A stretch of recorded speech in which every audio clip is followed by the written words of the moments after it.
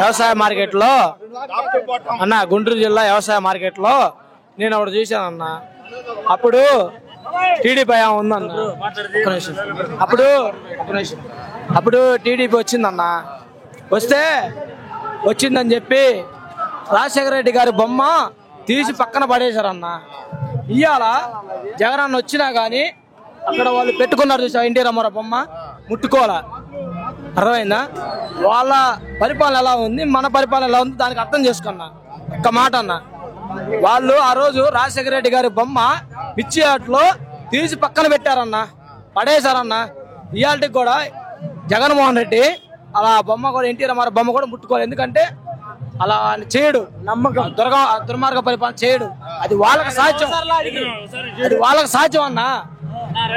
నీకు నమ్మకం ఉంటే ఓటే, మీ ఇంట్లో మంచి జరిగితే ఓటేమని అడిగిన వ్యక్తి జగన్ అన్న. ఇప్పుడు కూడా చంద్రబాబు నాయుడికి ఆ మాట చెప్పటం చేత కాలేదు. ఎన్నోసార్లు నువ్వు హామీలు ఇచ్చావు, నీ హామీలన్నీ దుర్మార్గ హామీలు, నీ హామీలకి మోసపోరు జనాలు. దమ్మున్న మొగోడు జగను. మంచి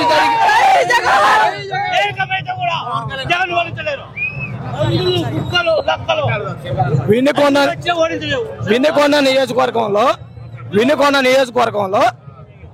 అందరూ అనుకుంటారు బెమ్మనాయుడు ఏమి చేయలేదు అనుకుంటారు. మంచినీటి సదుపాయం ఏంది, రోడ్లు కానీ చాలా వాటికి మంచి పనులు చేశారు.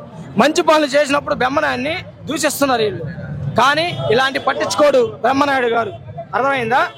అలాంటివన్నీ నక్క ఊపులు అని చెప్పి పక్క పెట్టుకుంటాడు బెమ్మనాయుడు గారు. కానీ బ్రహ్మనాయుడు గారు వినుకొండలో చాలా మంచి పనులు చేశాడు. అది